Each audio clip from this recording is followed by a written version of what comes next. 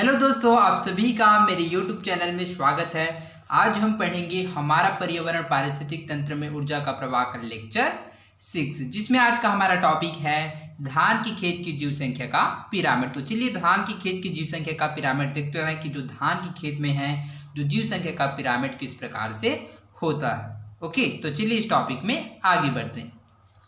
धान के खेत के पारिस्थितिक पिरामिड में पोषक स्तरों को चिन्हित करते हुए एक निश्चित समय पर यदि सभी जीवों की संख्या को दर्शाया जाता तो पिरामिड कुछ इस प्रकार दिखता।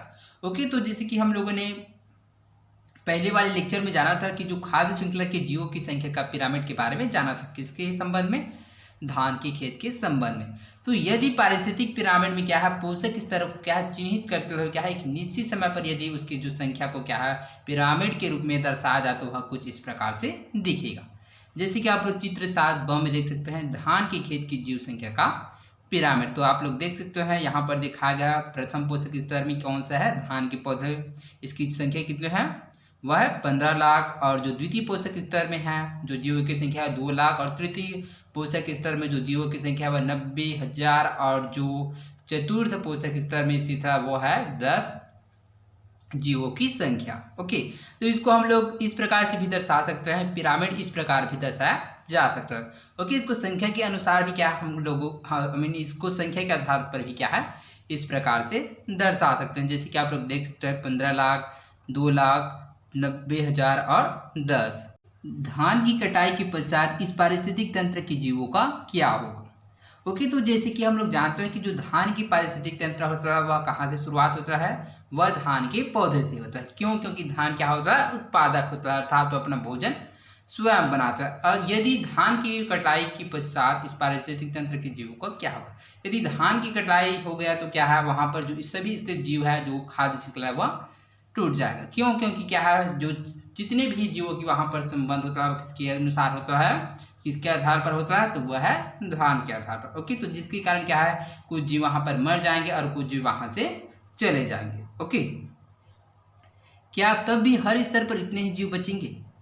तो हर स्तर पर इतने जीव नहीं बचेंगे। क्यों? क्योंकि आधा जीव क्या है वहाँ पर समाप्त हो गए और आधा जीव क्या है वहाँ से पलायन कर गए, अर्थात वहाँ से अलग जगह चल गए, जिसके कारण क्या है हर स्तर पर इतने ही जीव नहीं बचेंगे।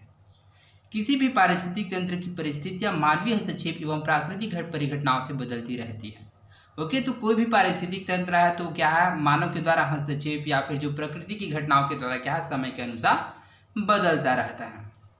धान की कटाई से कई जीव या तो मर जाते हैं या खेत के आसपास के क्षेत्र में चले जाते हैं। ओके, तो धान की कटाई होता है तो क्या होता है कुछ जीव वहाँ पर स्थित जो जीव क्या है मर जाते हैं और कुछ जीव वहाँ से चले जाते हैं। जीवों के संरक्षण के लिए जरूरी है कि पारिस्थितिक तंत्र की कुछ परिस्थितियों को बनाए रखने का प्रयास किया जाए।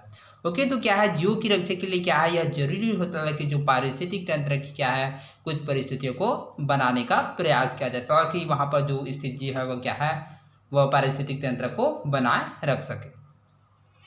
आपने आजकल सुना होगा कि खेत में एक से अधिक फसलों को उगाने की सलाह दी जाती है। ओके, तो आई होप आप सभी लोग जानते हैं कि क्या है आजकल क्या है एक से अधिक फसलों को क्या है ग्रो करने अर्थात क्या है उगाने की सलाह दी जाती है। और क्या है एक साल में क्या है एक से अधिक फसलें भी लिया जाता है अभी के समय में। ओके, हमारे देश में कई जगह धान के साथ दलहन फसलों को उगाया जाता है। ओके, तो हमारे देश में क्या है बहुत जगह क्या है जो धान के साथ है दाल वाली फसलों को भी उगाया जाता है। खेत में पेड़ों को उगाने एवं उसके आसपास सिंचाई के पानी के स्रोत में मछली पालन करने की सलाह भी दी जाती है।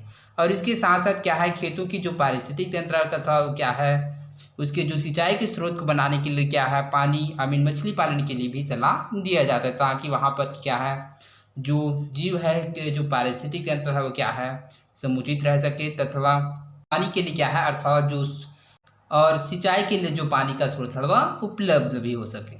इससे जैव विविधता को बनाए रखा जा सकता है और खेतों को प्रभावित करने वाले जीवों की संख्या प्राकृतिक रूप से नियंत्रित रहते हैं। ओके, तो क्या है इस प्रकार से है जीवों की विविधता को क्या है बनाए रखा जा सकता है और जीवों की संख्या पर भी क्या है प्राकृतिक रूप से नियंत्रित रहता है। इस प्रकार के प्रभाव को समझने के लिए संख्या की कुछ अन्य पारिस्थितिक पिरामिडों का अध्ययन करना होगा। ओके, तो चलिए इस प्रकार के प्रभाव को समझने के लिए क्या है कुछ पारिस्थितिक पिरामिडों का अध्ययन करते हैं। चित्र 8 संख्या के पिरामिड। जंगल प्रति हेक्टेयर में, ब पेड़ स तालाब प्रति हेक्टेयर में।